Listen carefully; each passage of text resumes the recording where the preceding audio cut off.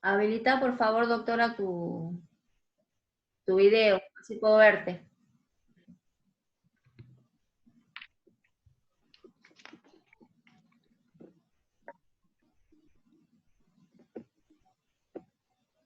Listo, doctora, gracias.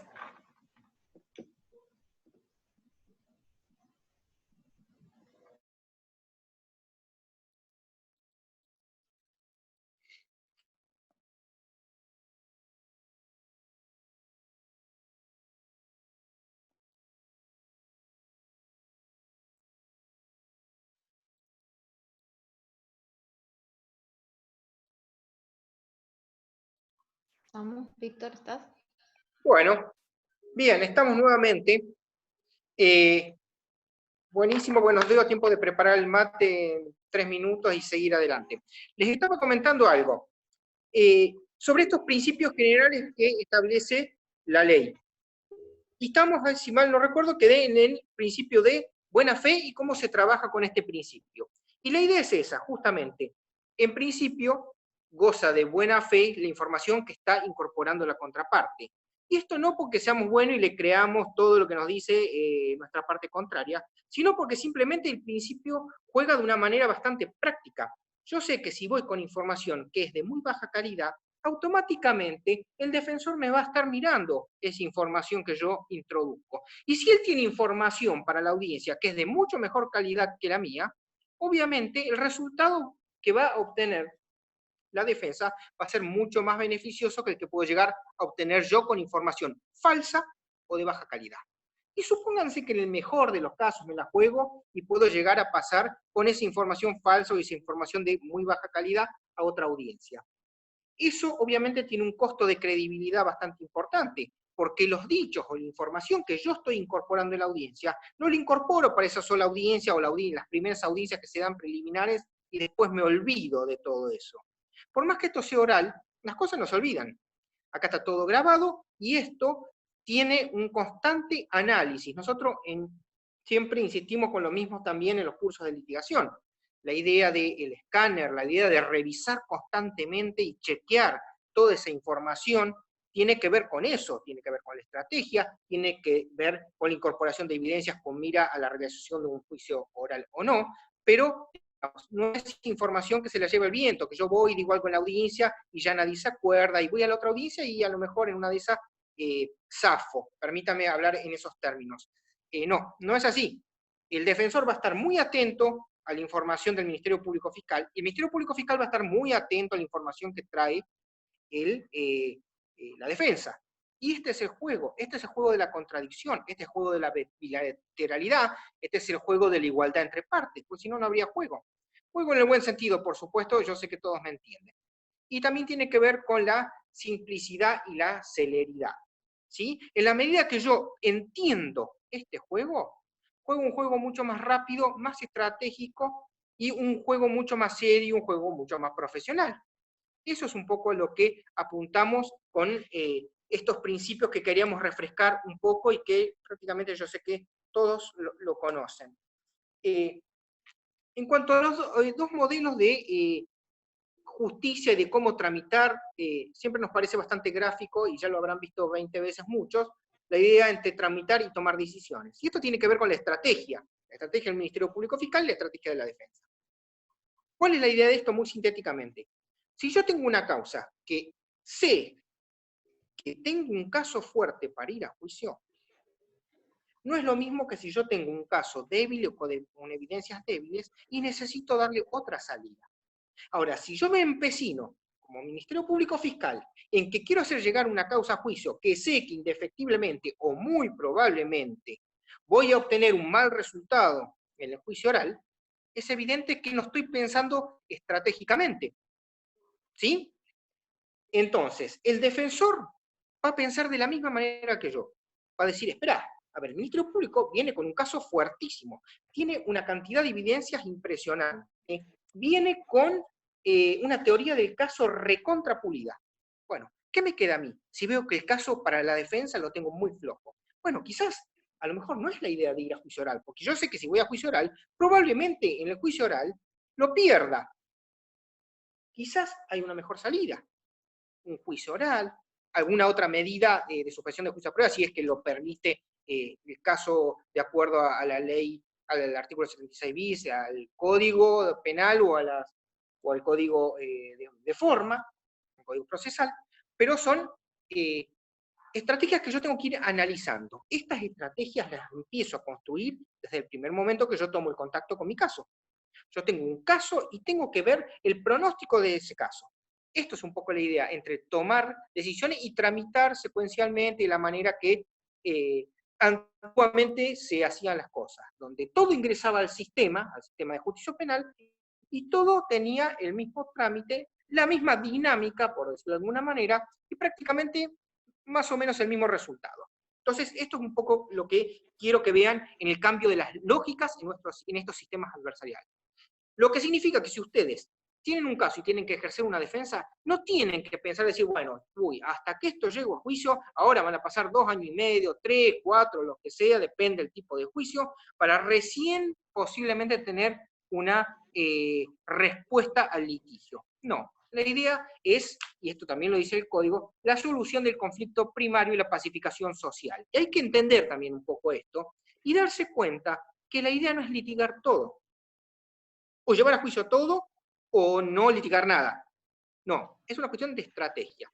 El Ministerio Público Fiscal tiene una estrategia de acuerdo a la política criminal, de acuerdo a una serie de cuestiones que siempre se tienen en cuenta, y la defensa también tiene sus propias estrategias de acuerdo a cómo manejan el caso, de acuerdo a las evidencias que tienen, y de acuerdo a cómo se va presentando el Ministerio Público Fiscal ante los eventuales casos que se van litigando. Si te parece, Marcela, ¿querés seguir vos con la parte de estructura del proceso y cómo... Hay una sola cosa que de los principios que me parecen importantes, dos cosas, digamos, que me parece a considerar. Víctor habló de la deformalización y es cierto que la deformalización no significa falta de forma, sino cómo las partes, llámese Ministerio Público Fiscal, Defensa y en su caso querella, van incorporando la información que es útil a su teoría del caso, de acuerdo a lo que quieren presentar. Pero a mí me parece muy interesante y me parece que es algo que el Ministerio Público Fiscal debe pensar y bien, cómo hay un acceso a la información que tienen en su legajo para los defensores. Eso es una cosa muy importante de considerar, porque la información que trae el Ministerio Público Fiscal en su legajo es público para el defensor desde el primer momento y debe serlo, porque eso hace a la garantía de derecho de defensa en juicio y la posibilidad de ir a contradecir ese juego de buena fe. Eso es una cosa a pensar, y sobre todo si pensamos en una audiencia de control de acusación, porque una de las cosas que si bien el código no regula, hay que empezar a pensar cómo se le da la posibilidad que el defensor vaya conociendo esa prueba que el defensor, que el fiscal más técnicamente evidencia, va recolectando para llegar a ese momento de audiencia. Eso es importante. Y sí quiero decir esto porque en realidad en la experiencia de Concepción, en la mayoría o en la totalidad, le diría, de las audiencias, no hubo ninguna audiencia que la defensa no pudo tener contacto con la información desde el primer momento, y eso hace a la buena fe y del juego de las partes, y también a cómo se vienen tramitando estas audiencias en el marco del nuevo sistema. Pero sí, eso es importante pensar, digamos, la información que tiene este Ministerio Público como evidencia en el marco de su teoría del caso, que comienza a perfilar desde el primer momento, es público para la defensa desde el primer momento, desde el inicio que tiene un caso, tiene que poner a disposición la información que tiene, llámese las declaraciones, llámese un informe, llámese, incluso tiene que comunicar a la defensa cuando está realizando un acto. No estoy hablando de actos irreproducibles como anticipo jurisdiccional, que lógicamente tienen otro tipo de regulación. Estoy hablando de cualquier información que es útil para que este fiscal vaya a tomar una decisión en el marco del conflicto penal que está tramitando en el marco de este proceso, debe tener acceso para la defensa. Y eso los defensores tienen que tener claro, tienen el derecho a esa información permanente e incluso a tener conocimiento de las medidas que este fiscal vaya haciendo y que se los notifique y poder intervenir en esas medidas. No así para los defensores. Los defensores tienen esa información, que la tienen para ello, no en el marco de un ocultamiento, es en el marco de su posición. Ellos van presentando su posición, y en esto es importante también pensar qué tipo de posiciones puede tener la defensa. La defensa puede tener una posición pasiva o puede tener una posición activa. posición pasiva en el sentido de discutir y tratar de desvirtuar esa teoría del caso que viene trayendo ese Ministerio Público Fiscal, entendiendo que no tiene los elementos suficientes como para vencer la duda razonable. Eso es una posición, eso no significa no tener teoría del caso. Eso es analizar estratégicamente y decir, discuto desde lo pasivo, que al fiscal no le alcanza para llegar a juicio, o al fiscal no le alcanza para una sentencia condenatoria. Pero también esta defensa puede tener una posición activa y presentar una teoría del caso autónoma, dándole a ese tribunal o a ese juez una visión totalmente distinta del hecho que viene a presentar el Ministerio Público. Y en eso sí es una recopilación de información, y ahí sí tienen que empezar a trabajar ustedes el marco de una investigación autónoma, y hablo desde los defensores. Los defensores tienen que empezar a producir su teoría del caso, tienen que presentar información, tienen que ir recopilando su evidencia, pero en ese juego del control de la información, quien se encuentra obligado a poner las cartas sobre la mesa desde el primer momento es el Ministerio Público Fiscal, y es importante que los defensores conozcan cuál es la prueba que se va produciendo para en su caso poder discutirla eventualmente en una audiencia de control de acusación. Eso por un lado. Otro de los principios que pasó por ahí nada más, pero no me voy a centrar en eso, pero Si sí me la permitís, participación Marcela, ciudadana. una Sí, perdón. cosita nomás. Una cosita que quería comentarles para que vean cómo cambia también la lógica. Discúlpame, Marcela, no, perdón, te interrumpí, pero no quería dejar pasar esto de contarles una cosa. ¿Saben lo que está pasando hoy, por ejemplo, en audiencias, además que se hacen en videoconferencia? A mí, por ejemplo, me llama el defensor y me dice, ¿vos tenés la información del legajo? Y se la paso por WhatsApp o por un PDF. O sea, en el momento que yo tengo la información, hasta se la puedo pasar al defensor. Y no necesito ocultarle nada. Al contrario, yo necesito que él sepa la información, porque él va a producir su información y la resolución en audiencia siempre va a ser de mejor calidad. ¿Sí? Además, no es solamente un capricho de decir, bueno, no se la muestro porque no se la muestro, o se la muestro ahí a medias. No, no, todo lo que tengo, no tengo problema en mostrarlo, lo tengo que mostrar, de hecho. ¿Sí? Entonces, no hay retrasado de información por ninguna forma. Si él no pudo venir, me dice, che, Víctor, mirá, ¿tenés la información? ¿Tenés el sumario policial? Porque yo acaba de ser el hecho hace 4 horas y no tengo nada. Toma, te lo mando, listo. Así, ¿no? Pero les juro que es así. Es increíble. Es práctico, realmente pasa y funciona, y nadie se queja de que me lo mandó, no me lo mandó, no se ve bien, en absoluto. Con lo cual, a ver, es un sistema de ida y vuelta, y acá también está la buena fe. Otra cosa de lo que decía Marcela, que también me gustaría hacer una pequeña acotación. No siempre tampoco a la defensa hace falta que oculte. Esto no lo tomen como, digamos, como criterios duros. ¿Por qué? Porque muchas veces pasa que el defensor se acerca al fiscal y dice, por poner un ejemplo, che, Víctor, mirá, yo tengo información de 2 testigos que dicen esto respecto, por decir algo, del arraigo. Tengo 2 testigos que tienen fundamentos o tienen, de acuerdo a sus expresiones, esta persona vive hace 45 años y no se va a ir del lugar de donde sigue viviendo. A ver, a mí esa información quizás me sirve y a la defensa también. Porque yo sé que hay puntos que no voy a ir a discutir a la audiencia, o por lo menos la defensa me está advirtiendo, ojo, porque mirá que yo en la audiencia voy a ir con esto y esto es fuerte. Y a mí me puede llegar a hacer que pensar también, y no, quizás tomar otra decisión, o buscar otra prueba o no. Pero les quiero decir esto, es una cuestión de estrategia. Hay veces que hace falta no ocultarse desde la defensa toda la prueba, porque hay cosas que son importantes. De todos modos, eso se va a ventilar en audiencia lo mismo. Pero a veces, si uno se pone de acuerdo con la defensa para hacer un trabajo mejor en audiencia, bienvenido sea. De hecho, la defensa y la fiscalía hoy en día tienen un ida y vuelta diferente.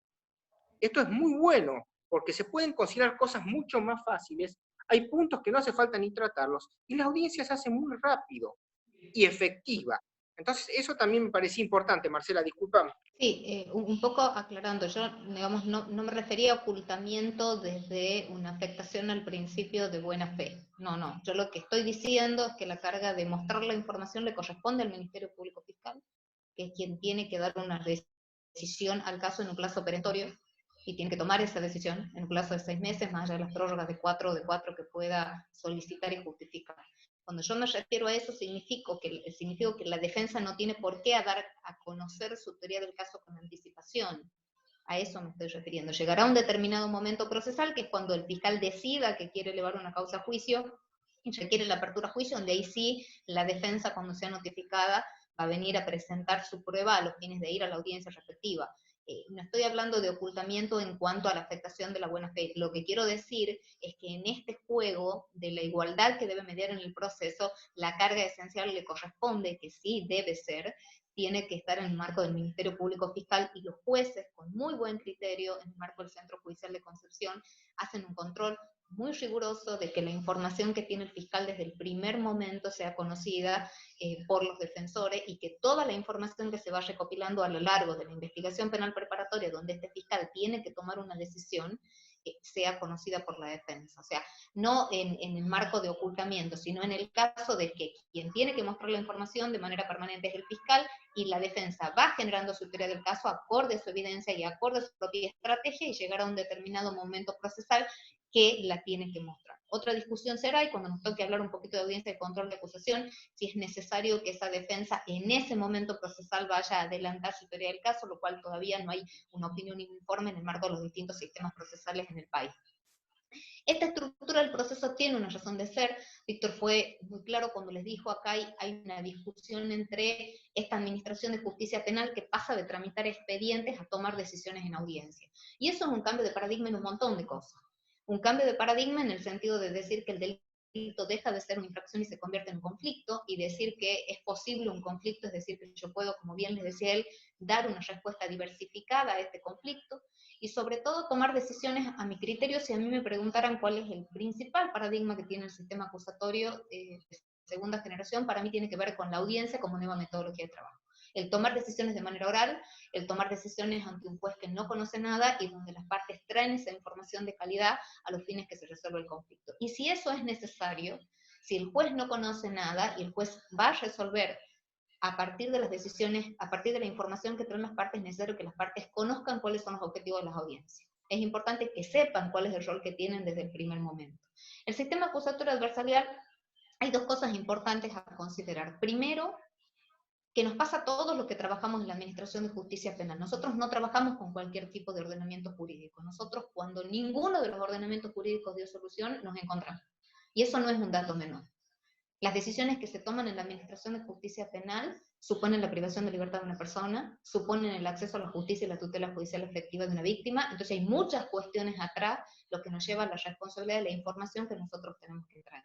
Por eso este sistema le garantiza al imputado esencialmente, y para los defensores es de vital importancia, una duración razonable del proceso. Los plazos sí son perentorios, y si el fiscal no toma una decisión en un plazo determinado, la consecuencia es el sobreseimiento. No porque los plazos anteriormente en la CEN 1203 no hayan existido, sino que los plazos fueron perentorios para la Administración de Justicia, fueron ordenatorios para la Administración de Justicia y perentorios para las partes. Entonces, hoy nos hacemos cargo de que los procesos tienen una duración limitada. Y además hay una víctima donde ese fiscal se tiene que hacer cargo de esa víctima y convertirse en el abogado de la víctima y asegurarle la tutela judicial efectiva y el acceso a la justicia. Y a mi criterio, lo más importante es que se toman decisiones de calidad, se toman de manera inmediata, se toman en un lenguaje sencillo y se toman de cara a la gente. Eso es importante. Esa administración de justicia que se toma en el marco de un sistema de audiencia genera una manifestación directa del sistema republicano de gobierno. Entonces, este proceso comienza a cambiar, y esta filmina tiene que ver con la lógica que dejamos de lado la estructura secuencial. Nosotros estamos convencidos que esa estructura de trámite permanente, que todo pasaba por la misma manera, y eso es una consecuencia directa de lo que nos dejó el sistema inquisitivo. El sistema inquisitivo tuvo dos dogmas importantes: el principio de legalidad y la búsqueda de la verdad del juez. Ese principio de legalidad, donde a la comisión de un delito de acción pública, todo se tenía que tramitar de la misma manera. No interesaba la naturaleza del conflicto, no interesaba la cantidad de imputados, no interesaba cuál era la solución ni cuál era el objetivo. Ese era el sistema de trámite. El sistema de trámite, todo pasaba de la misma manera. Era lo mismo una agresión o una pelea de vecino a un femicidio. No estoy diciendo que las cosas no sean importantes, lo que estoy diciendo es que los conflictos no tienen por qué solucionarse de la misma manera. Y ahí está ese gran cambio de paradigma de entender al delito como conflicto y entender que es posible una conciliación y una mediación, y significa una respuesta de calidad de acuerdo a la naturaleza del conflicto, y cuando se decida que hay que ir a juicio, que esos fiscales estén convencidos que van a obtener una sentencia condenatoria. Si no tienen múltiples respuestas, para poder dar una solución a ese conflicto. Eso es importante pensarlo. Entonces, al no tener una estructura secuencial, empieza a tener una estructura concéntrica. Y fíjense cómo esa estructura que empieza a ser concéntrica se va cerrando. Tengo muchas más apertura en esa admisión del caso, voy cerrando en la etapa preparatoria, no todo llega a la audiencia de control de acusación o relevancia del caso, y para nosotros también admisibilidad de prueba, no todo llega a juicio oral, no todo tiene impugnación y no todo tiene ejecución de pena. Y es lógico que sea así, porque nos empezamos a hacer cargo de una respuesta diversificada de acuerdo a la naturaleza del conflicto. Y esa decisión está en cabeza del Ministerio Público Fiscal.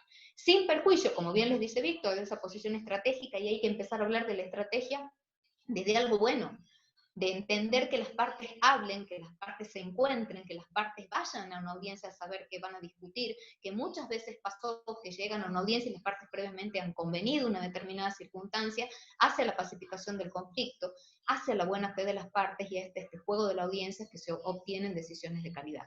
Pero sí es importante eso, no hablamos de trámite, no hablamos de secuencia, no porque no haya proceso, hay un proceso que comienza a hacerse cargo de que los conflictos se tienen que descongestionar y darle una solución rápida. El criterio de oportunidad es eso.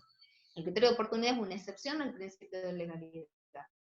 Y otras de las cosas que empieza a cambiar, que otro de los grandes dogmas que tuvo el sistema inquisitivo tiene que ver con la verdad.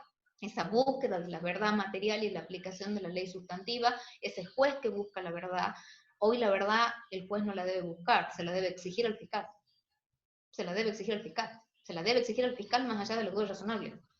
Porque si él no logra vencer esa presunción de inocencia que acompaña al imputado a lo largo de todo el proceso, seguramente no tendrá una sentencia condenatoria. Ven cómo este cambio de paradigma supone una mirada distinta, porque en definitiva, como bien dice Binder, atrás de una reforma procesal estamos discutiendo qué modelo de justicia queremos, qué modelo de justicia penal se quiere. Entonces, este sistema fundamentalmente trata de dar efectividad a ese cúmulo de garantías que lo acompaña al imputado frente a un poder punitivo del Estado que por sí está llamado a cometer exceso. Entonces, ahí empieza a jugar esas garantías como escudo protector, pero esto es importante que lo vean, que empiecen a pensar que todo tiene funciones determinadas y que los casos se van cerrando.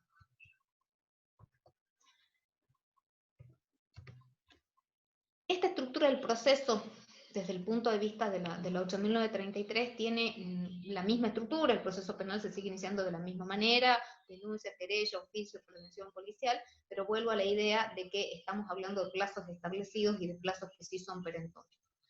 La investigación preparatoria tiene un plazo de 6 meses, más allá de las prórrogas que se puedan solicitar, o en su caso la disminución de esos plazos por solicitud de la querella o del imputado. Tenemos una etapa intermedia que se ve el control de acusación admisible, pero estamos pensando en un caso fuerte. Quizás nuestra mirada siempre pasa del caso fuerte, más allá de las posibilidades de salidas alternativas que se puedan dar, y ese juicio oral que sí tiene esa posibilidad de hechos y pena, lo cual sí es importante, porque por primera vez, no porque con anterioridad no se tuvo que fundar el por qué se establecía determinado monto de pena, pero hoy al dar la posibilidad en la cesura de juicio, de poder discutir cuáles son las condiciones personales de este imputado y cuáles son las características que nos permitiría obtener un determinado monto de pena desde la discusión de la contradicción y la prueba, me parece que también hace una garantía del imputado en el marco de la discusión, y eso también es un cambio de paradigma de la preparación que tienen que tener los defensores, o en su caso de los fiscales, para sostener una determinada pena a los fines de la discusión. Pero vemos cómo todo lo que se discute y todo conflicto se discute en el marco de un sistema de audiencia.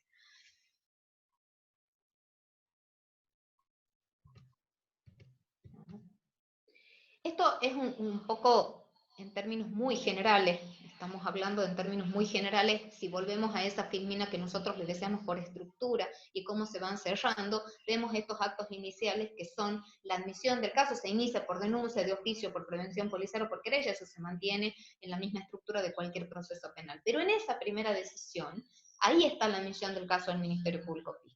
Y ahí de alguna manera está hasta la efectividad de ese Ministerio Público Fiscal, que comienza a tomar decisiones y ver, como bien dijo Víctor, a partir de políticas criminales claras, a partir de políticas de persecución, cuáles son las situaciones que decide formalizar la investigación y cuáles son aquellos casos que decide que queden en el marco específicamente de esta primera decisión. Obviamente, desestimar por inexistencia de delito es una posibilidad en el marco del análisis del caso, la aplicación de un criterio de oportunidad, Eso tendrá que ver con la política criminal que establezca el Ministerio Público. Lógicamente que esa aplicación de criterio de oportunidad en modo alguno no supone que la víctima lo pueda cuestionar a partir de la revisión pertinente o en su caso a partir de la conversión de la acción pública en privada. Vemos cómo la garantía también juega a favor de la víctima de acceso a la justicia y tutela judicial efectiva.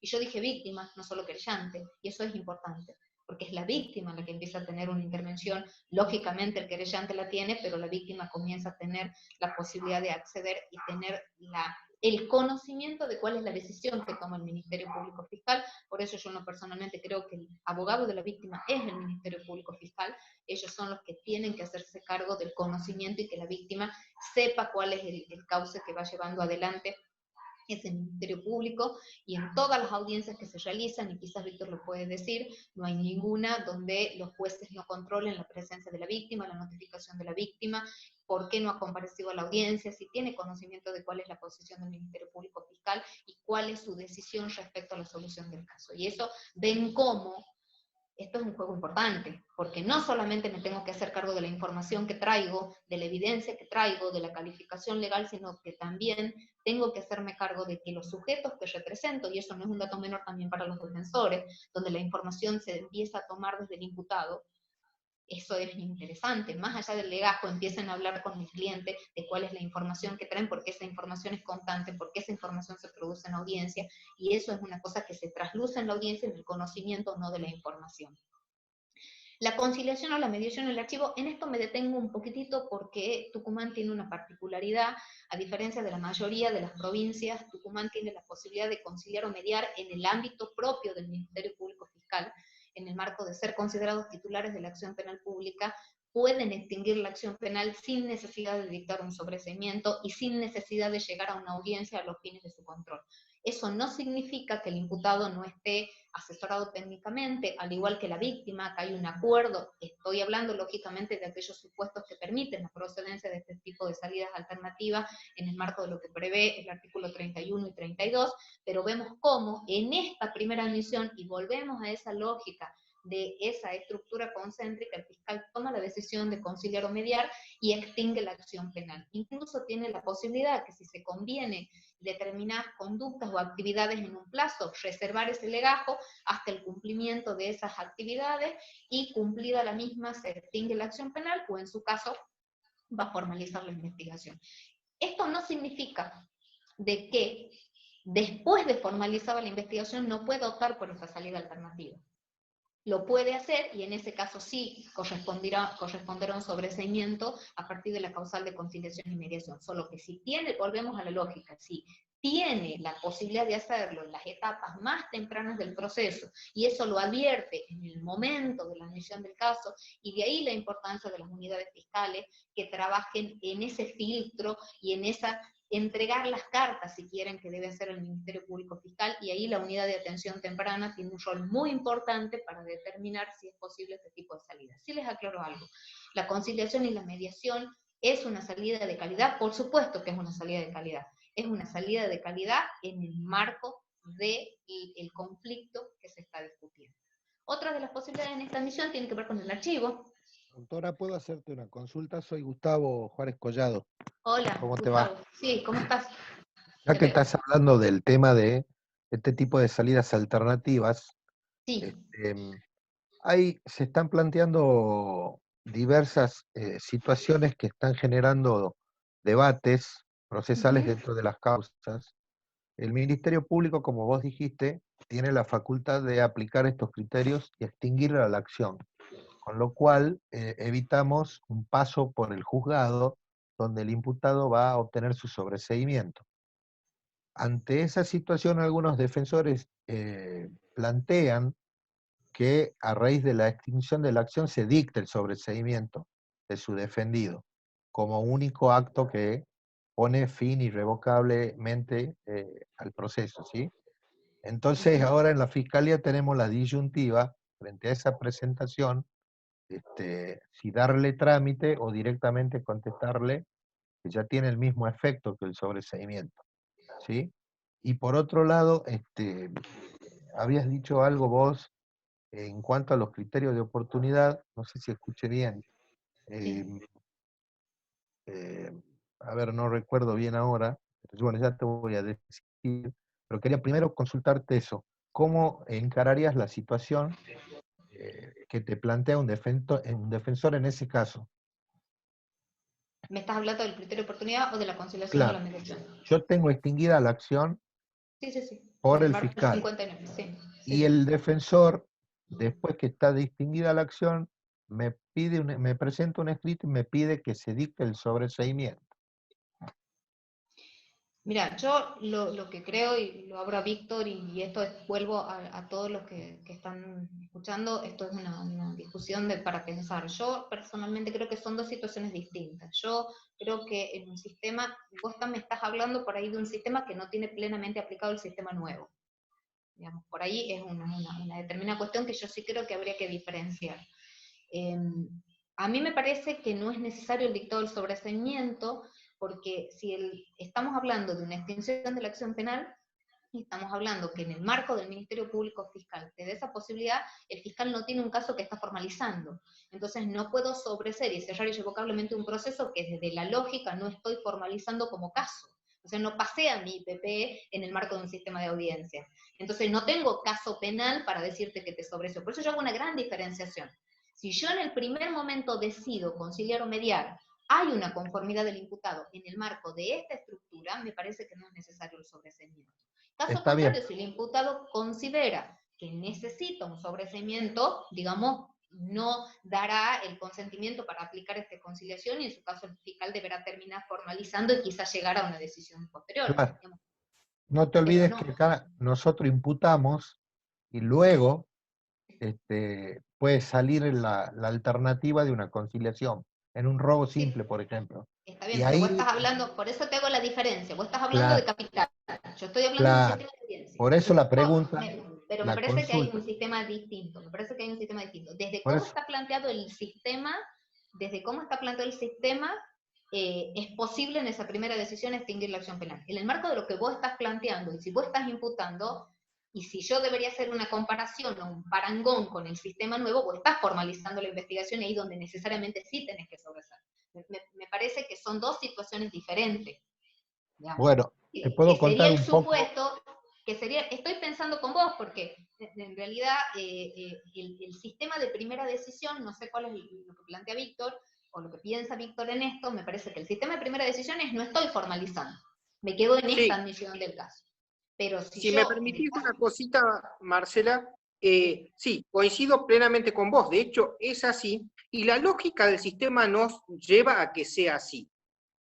Inclusive antes, antiguamente, cuando se trabajaba con una declaración indagatoria o una declaración de imputado, como quieran llamarle, la idea era que mientras vos no le tengas por formalizada la imputación o no lo indagues, no hacía falta sobreseer.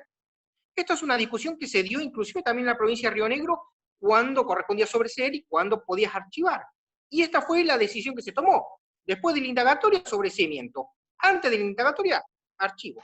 Pero vamos al nuevo sistema, y también tiene una lógica.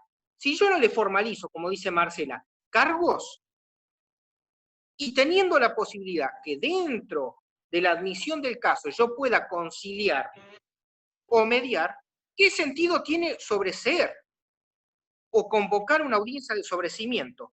Ahora, en el peor de los casos o de los escenarios, está bien, generarás dentro del sistema una audiencia más, una audiencia de sobreseimiento donde lo único que vas a ir a decir es que las condiciones fueron dadas, que de acuerdo a la normativa legal se puede proceder al sobreseimiento y nada más. Digamos, no tiene mucho sentido, no sería ni siquiera en principio una audiencia contradictoria, con lo cual tampoco tiene mucho sentido desde ese lado. Me parece que es un dispendio que no tiene razón de ser.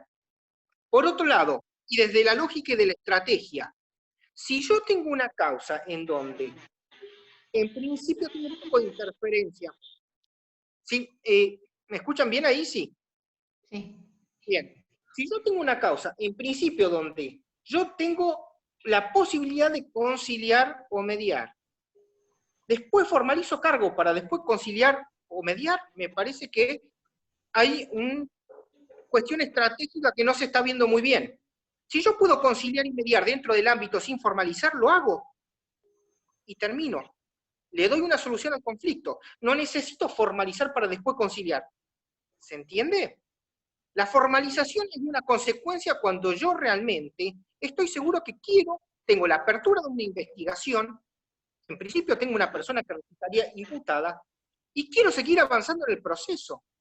Aunque esté en las partes preliminares recién, de las audiencias, la primera audiencia de formalización de cargo, es porque yo entiendo que el proceso está iniciándose. Porque, reitero, tengo una investigación abierta en contra de una persona y le quiero hacer saber a esa persona que el Ministerio Público Fiscal lo está investigando.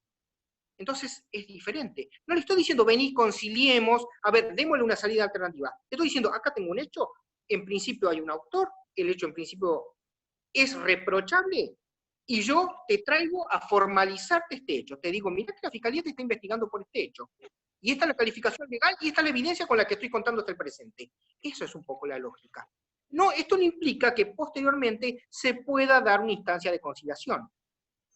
Reitero, la idea es que si yo tengo la idea de conciliar desde el comienzo, concilio desde el comienzo. No necesito seguir avanzando en el proceso para después darme cuenta que no voy a conciliar.